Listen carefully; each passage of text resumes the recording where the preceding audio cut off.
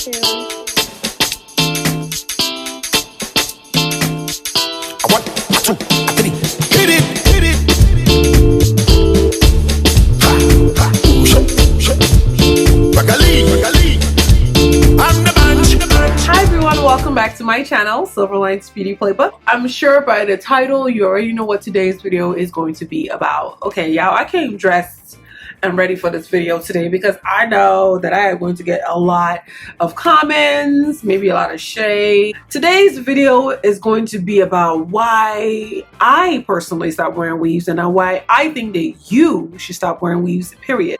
This video is going to address the reasons why I tell anybody who's ever come to me for advice when it comes to hair, stay away from the weaves, extensions, and braids. And today I just wanted to kind of, I guess, throw some light on why I feel the way I feel about weaves and to share some of my facts with you. You know, everything's not just opinion, it's part of a fact for me. Before I started my hair journey 3 years ago, I was always wearing weaves and I absolutely loved it. I loved the different styles, the different looks. I love that I could do things with a weave that I couldn't do with my hair. Beginning parts of my hair journey, I realized that the reasons why I went into a weave was different. Before, it was just a change of scenery, a change of hairstyle, but towards the end, I just got to a space where, child, I could not think beyond a weave. I think I was like a weave addict. I didn't realize how dependent I was. Even when I didn't want it, I would want it. You know, that's when you know there's a big problem, when you don't want something but you want it. But I was in a space where I was like, why can't I wear my hair? What's the problem? I don't know what to do with it. It's not fair. I thought to myself, why is it that I felt really bad about being black, being African? And I was like, this is not fair. I mean, we already have the dark skin, which is an issue. You know, you're dark, you're African, you have an accent. That's one thing. Now, I can't even have long hair. Like, I can't even have hair that I can wear. I'll explain to you guys what I saw growing up and how that messed with me mentally. Growing up, you see African American girls have long hair. It might not have been their own hair, but I thought that was their own hair. So I was thinking, oh, African Americans get long hair, white people get long hair, Indian people get long hair. I mean, what did we do wrong?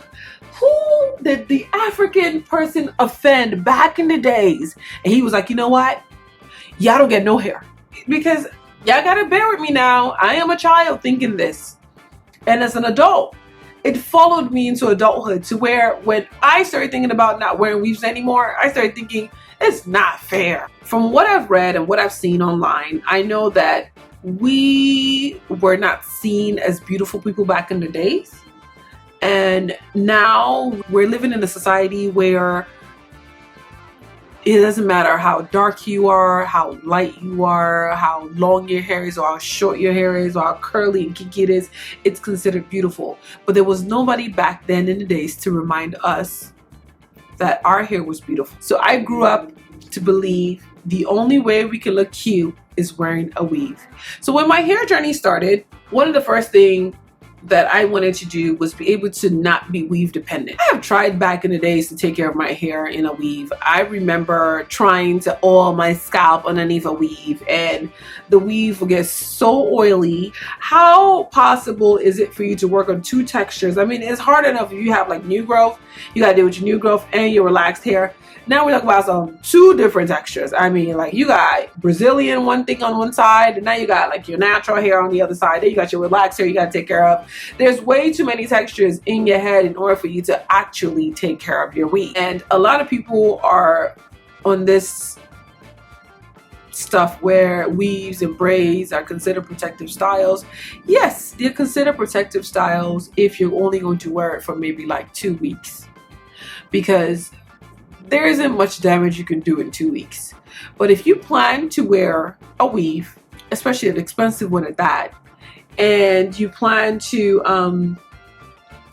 have it installed by a professional, you know how much that stuff costs you. Let me tell you, I think the most I've spent on a weave at one sitting was about $800 to $1,000.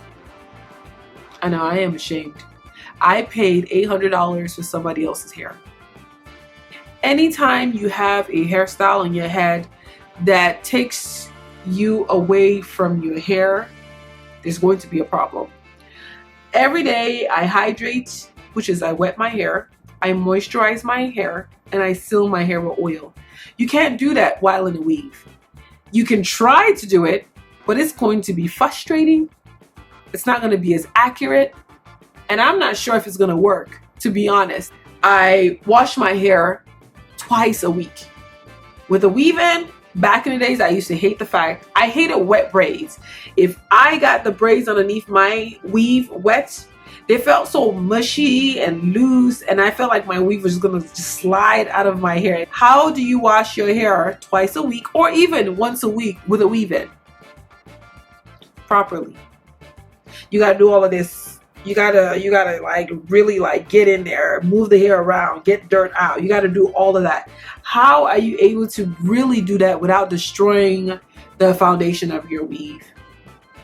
Deep condition my own hair once a week. That involves you splitting your hair in different corners, slapping it on with nice hair thick mask on. How do you do that in a weave? At some point, you are going to neglect your own hair while being in a weave. And some people say, well, my hair grew in the weave. My dear, it's all false length. My hair grew in a weave. And then as soon as I took the weave out, the hair fell right out. Because even though you have this new growth, you're happy, your new growth looking like it's popping, everything's looking good. Girl, what about the relaxed hair that hasn't got any attention? The one that was already in your head that was like, what are we gonna do? 2 to 3 months in a weave, your relaxed hair will fall out. She said, you left us for 3 months. We about to leave. We about to go. There are all these things that a hair journey requires you to do. If you really want to grow your own hair out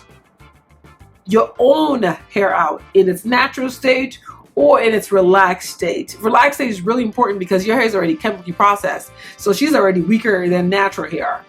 If you want to grow it out in any of those two states, a weave creating a barrier between you and your hair is not going to help it, honey.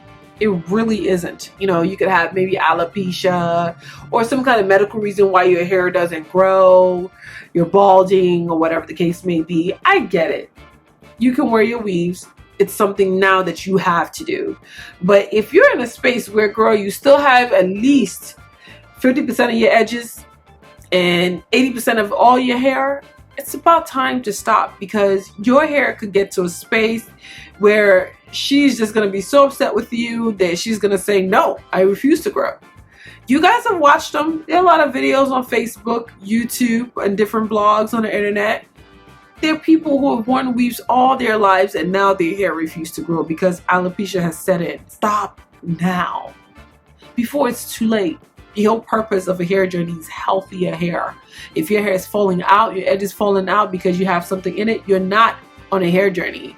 You're on a journey to tear your hair out, period. Black hair can grow in its relaxed state or natural state. It can happen. It's true. I'm living it right now. I hope you guys enjoyed this video. I'm not here to bash anyone. I hope you guys can take my message and run with it.